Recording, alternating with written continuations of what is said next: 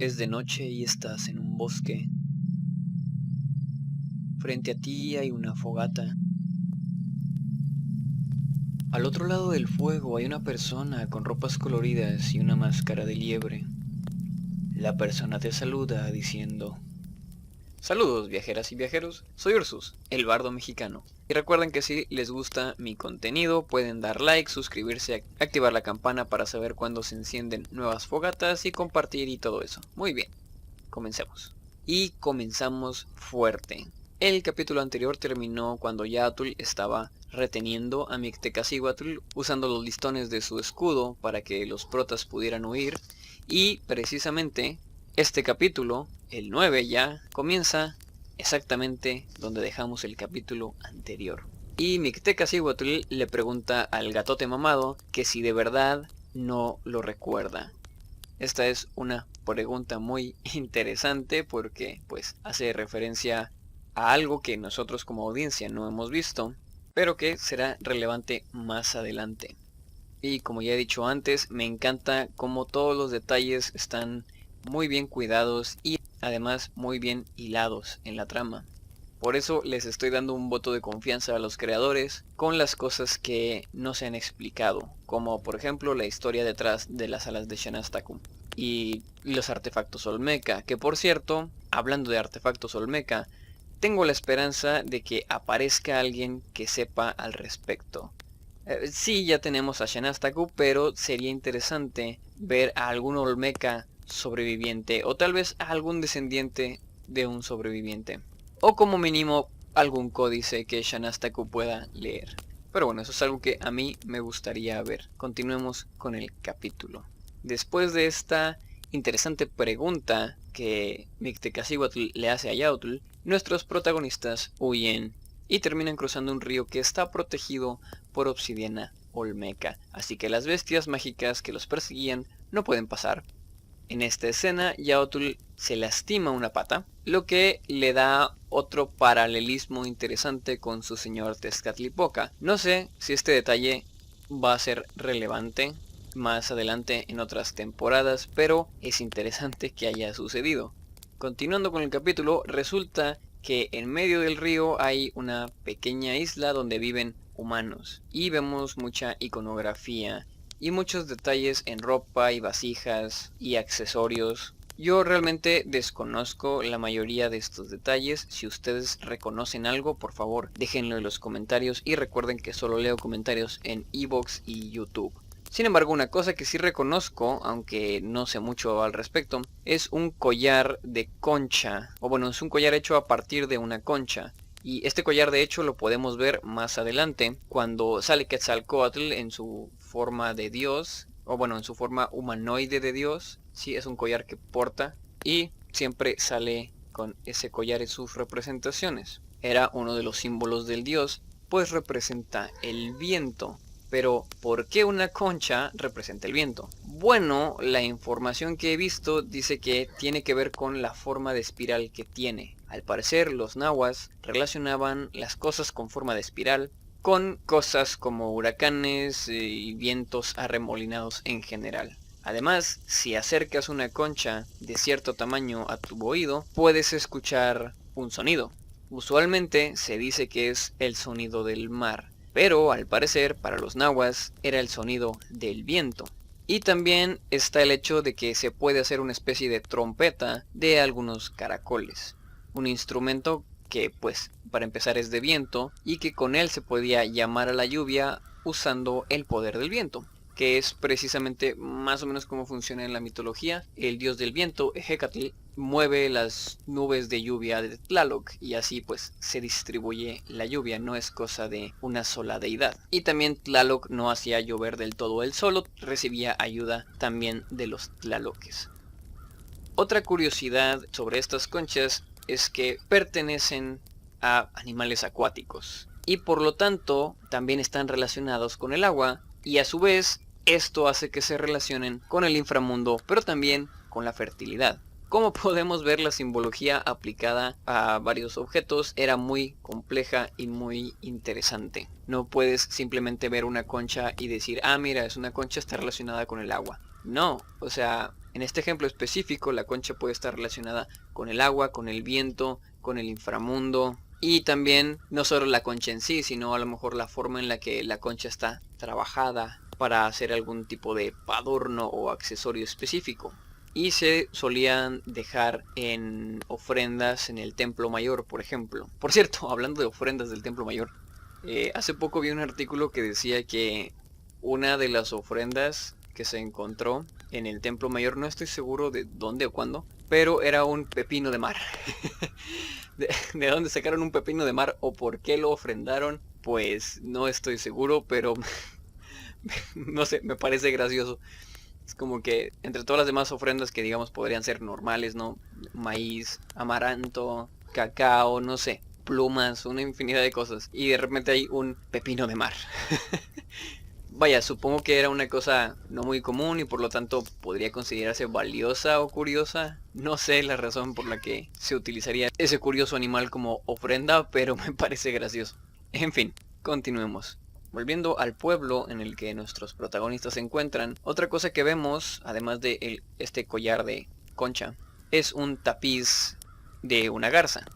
Pero de la garza ya hemos hablado, aunque en la serie parece tener su significado propio, pues vemos a la garza en un tejido que estaba haciendo Isel en el primer capítulo. Y también la vemos en la ropa de Nelly y en un brazalete que porta Isel. Así que dentro de la serie este animal está relacionado con Nelly y por lo tanto con un sentido de hogar y seguridad para Isel, aunque también puede estar algo relacionado con la pérdida de su hermana. Por otra parte, hablando de la simbología de la garza, cuando vi este capítulo por primera vez, me recordó el legendario lugar llamado Aztlán, que es el lugar de las garzas, y supuestamente pues de donde vienen los aztecas, precisamente por eso les llaman aztecas, por Aztlán. Y de hecho yo estaba convencido de que el anciano jefe del pueblo era algún dios, tal vez Huehueteotl, por ejemplo. Aunque bueno, sería un poco extraño que un dios decidiera vivir en una isla rodeada de agua que es mortal para él. En fin, continuando con detalles de la serie, el agua del río viene de una cascada que parece salir de una presa hecha de obsidiana olmeca. Sí, de hecho, como ya había dicho, en el río hay obsidiana olmeca, hay como que restos de rocas talladas. Y estos restos de rocas parecen venir de un muro enorme tallado que está más arriba en el río y desde el cual baja el agua. Entonces tal vez originalmente era algún tipo de presa y se rompió y luego se creó esta isla, no necesariamente por diseño, tal vez esta isla terminó existiendo más o menos por accidente. No sé, es un detalle interesante del mundo de la serie. Y es una de las cosas que no se explican bien, simplemente se nos muestra que está ahí. Así que estoy esperando que en siguientes temporadas sepamos más al respecto, porque de hecho así es exactamente como apareció la puerta de Danivan. En el primer capítulo la ciudad es absorbida por el inframundo y vemos parte de lo que es la enorme puerta de Danivan, pero no se nos explica qué es hasta que volvemos muchos capítulos después y ya vemos la puerta y las palancas y cómo funcionan. Entonces estoy esperando que suceda algo similar con esta cascada. A lo mejor en la siguiente temporada vamos a regresar a este lugar y a ver qué es esta cascada y cómo funciona. En fin, cuando Yaotl llega con el anciano, este último lo saluda haciendo una mención a Tezcatlipoca. De hecho, reconoce a Yaotl como un emisario y lo tratan a él y al resto de los protas con mucho respeto. Este es otro detalle que profundiza en lo que se llama construcción de mundo. Ya hemos visto cómo en distintas ciudades se trata diferente a los dioses y a sus emisarios. En Danivan, por ejemplo, invocan a Josijo y a Sho para defenderlos de Mictlantecutli, por lo que cuando menos los sacerdotes estaban en contacto con los dioses de alguna forma. En Oxtetún no vimos dioses, más allá de una representación de una estatua en la casa de los gemelos, pero tenían la pelota, un artefacto claramente mágico. Aunque de hecho no es un artefacto divino, sino un artefacto mágico de fabricación humana.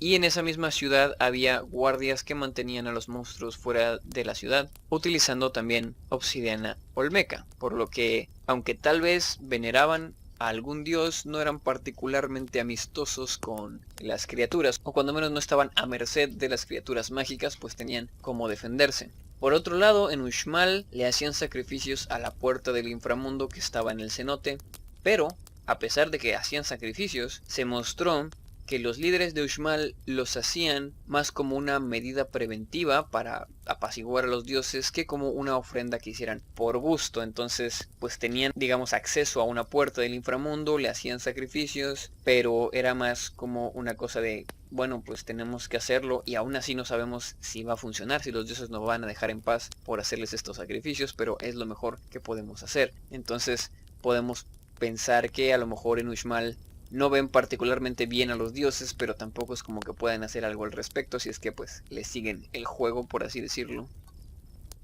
Y ahora aquí en este pueblo vemos que reciben a un emisario de Tezcatlipoca con respeto y gusto, y no parecen tenerle miedo, no parece que traten bien a Yautl por tenerle miedo a él o a Tezcatlipoca.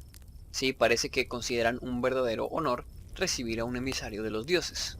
Y por eso mencioné lo de la construcción de mundo, porque podemos ver cómo diferentes lugares y culturas tienen distintas opiniones sobre los dioses y las cosas relacionadas a estos.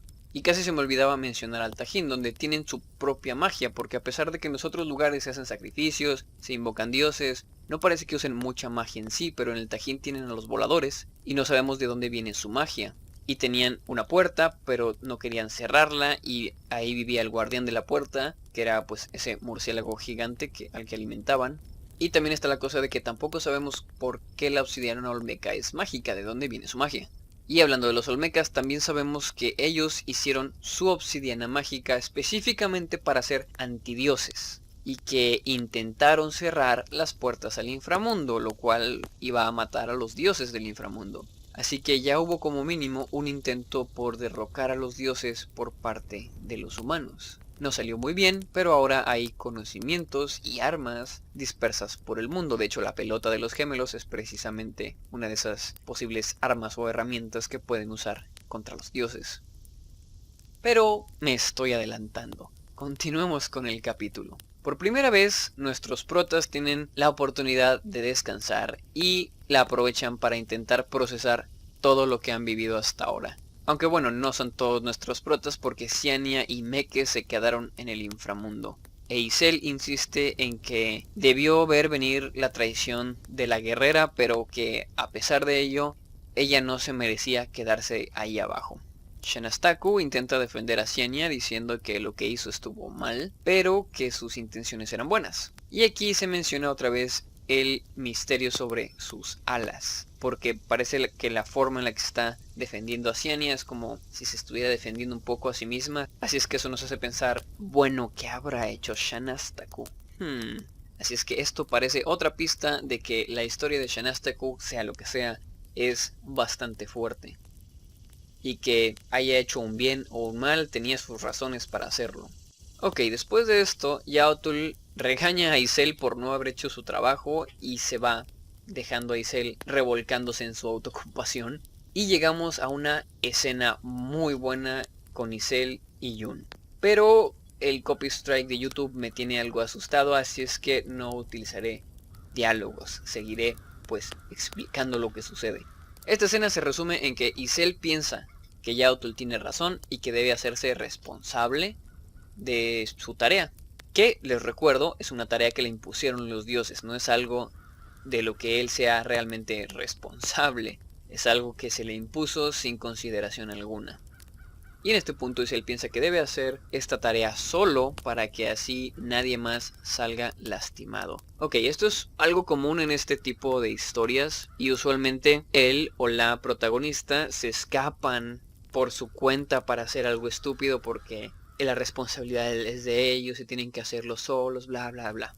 Y sí, es entendible desde el punto de vista del personaje. No estoy diciendo que quiero que los personajes se comporten, digamos, de forma perfecta. Pero es algo que siempre me desespera porque los estoy viendo hacer algo que yo sé que va a salir mal. Y es muy molesto ver, o sea, tener que tragarme minutos y minutos de este personaje haciendo algo que obviamente es estúpido. Pero por suerte en Onyx no sucede eso, ya que tenemos a Isel externando estas dudas con Yun.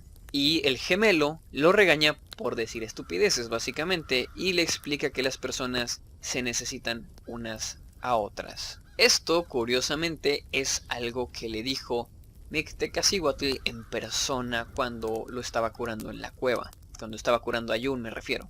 Así es que también tenemos más profundidad con la señora del Mictlán.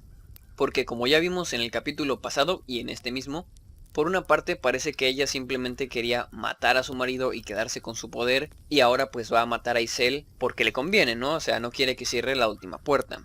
Lo que la hace ver fría y distante con respecto a la humanidad, al igual que el resto de los dioses. Pero por otra parte tenemos ese mini discurso que le dio a Yun en la cueva, lo que nos hace ver que entiende las relaciones humanas y más adelante vemos por qué las entiende tan bien, pero de momento continuamos con el capítulo. Esta escena con Isel y Yun me gusta no solo porque evita que Isel vaya a hacer algo estúpido él solo, sino porque también acerca más a Isel y a Yun. Podemos ver cómo su relación se va desarrollando de forma orgánica y eso me gusta muchísimo. O sea, si ya estaba yo shippeando a Isel y Yun con las pocas interacciones que habían tenido antes, aquí se cimentó completamente el ship. Ya zarpó y nada lo va a detener. En fin, después de esto vemos que la garceta blanca estaba en el techo de la casa. Y ahora que sabemos que la garceta no es la señora del Mictlán, pues me pregunté quién sería cuando estaba viendo la serie por primera vez. De hecho, yo todavía creía que era a lo mejor una emisaria de Mictecacihuatl. Sin embargo, más adelante nos enteramos de quién es en realidad la Gaceta, y de hecho eso hace mucho más interesante esta escena entre Isel y Yun. Pero de momento, por si alguien no ha terminado de ver la serie, no haré spoilers. Y hablando de escenas interesantes, hay otra escena muy buena con Yaotl y Shanastaku, donde la chica básicamente anima a Yaotl a ser más amable con Isel y apoyarlo en lugar de gritarle. Me encanta la madurez emocional que tiene Shanastaku, pero por desgracia eso es muy probable que sea un resultado del trauma que vivió con su maestro. Me explico. Hay personas que al vivir en una situación hostil, si en un ambiente hostil, aprenden a leer las emociones a su alrededor, vaya, el ambiente emocional, y así anticiparse a, por ejemplo, si alguien se va a enojar, pues intentar desescalar la situación para no sufrir daños físicos o emocionales. Entonces es posible que, digamos, la especie de sabiduría o madurez emocional que Shanastaku tiene, pues tenga un origen en algo por el estilo, lo cual pues es bastante triste. Y volviendo a la escena con ella y Yaotl, el gatote mamado vuelve a mencionar las alas rojas. Siguen vendiéndonos el misterio de las alas de Shanastaku, pero tendremos que esperar a la siguiente temporada para averiguarlo probablemente.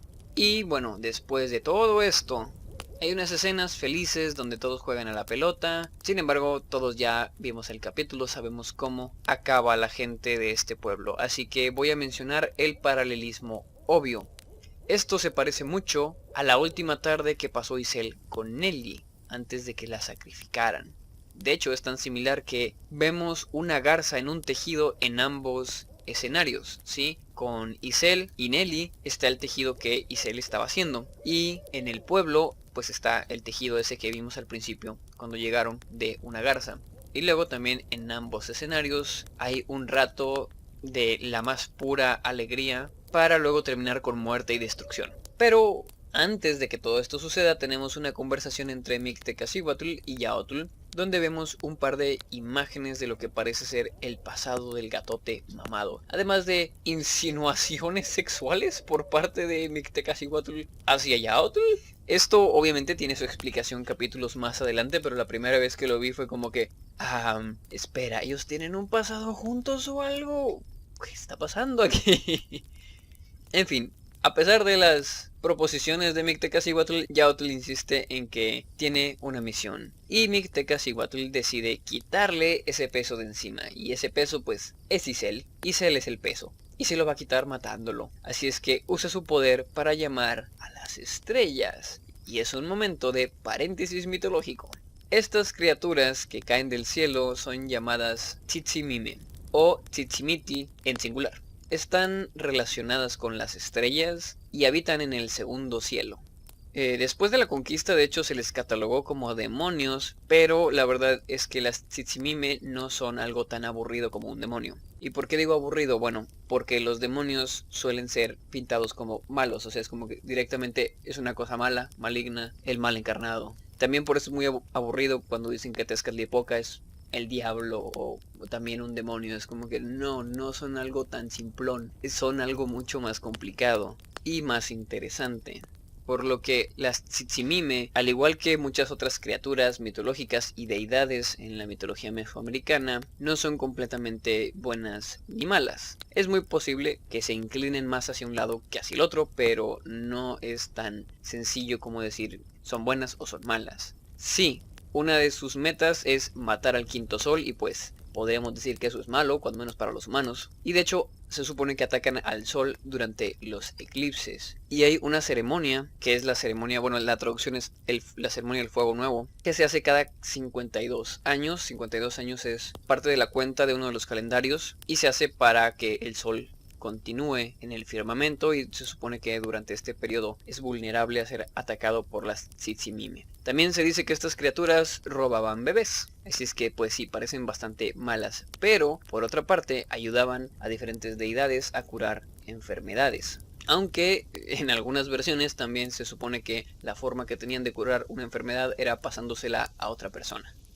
La apariencia de las Tzitzimime es de esqueletos y hasta donde sé su nombre significa flechas malas. Usualmente se las menciona junto a Itzpapalotl, que es la mariposa de obsidiana. Ella es una diosa chichimeca de la guerra y patrona de la muerte, entre otras cosas. Y el símbolo de Itzpapalotl es una mariposa negra. Me imagino que como Itzpapalotl también parece ser una deidad relacionada al inframundo, pues que por esa razón en la serie parecen haberla mezclado con Mictecacihuatl, pues como podemos ver, la señora del Mictlán tiene mariposas en su representación en la serie, pero no son mariposas negras, son mariposas monarcas. Además, también se dice que Itzpapalotl tiene navajas en las alas y Mictecacihuatl en la serie tiene navajas en el peinado, aunque bueno, eso también es parte de su representación normal de la diosa, que por lo menos las que yo he visto. En fin, volviendo a la serie, se invoca a las Tzitzimime y se arma el desmadre.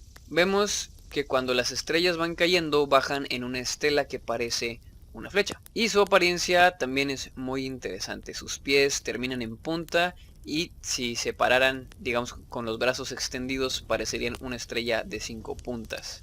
Y probablemente haciendo referencia a la mitología, tienen un rostro como de esqueleto. Pero bueno, estas criaturas caen, comienzan a masacrar gente y el fuego verde que las envolvía mientras iban bajando comienza a quemar el pueblo. Quien resulta gravemente herido durante el ataque y tiene un momento de no me siento bien, señor Stark. Pero Shanastaku lo salva utilizando el poder de sanación que ya habíamos visto utilizar al sumo sacerdote del Tajín. Solo que esta vez vemos cómo funciona, digamos, por completo, ya que resulta que sí es una transferencia de energía, como nos había dicho Shanastaku. De hecho, ella usa al jefe moribundo del pueblo y le roba la energía que le queda y termina matándolo para así curar a Kin. Lo que tal vez nos dé una pista de lo que sea que Shanastaku hizo y le dio sus alas rojas, aún no sabemos. Y bueno, aquí llegamos a lo que me parece una de las partes más importantes de este capítulo y de la serie. Sí, esta escena me parece incluso más importante o tan importante como las demás escenas que ya vimos en donde se desarrollan las relaciones de los personajes. Pero ¿cuál escena es? Bueno, es cuando Isel está viendo el pueblo ser destruido porque una diosa quiere matarlo a él y ella no tiene reparos en matar inocentes. Esta es la segunda vez que los dioses matan personas inocentes y le arrebatan la felicidad a Isel.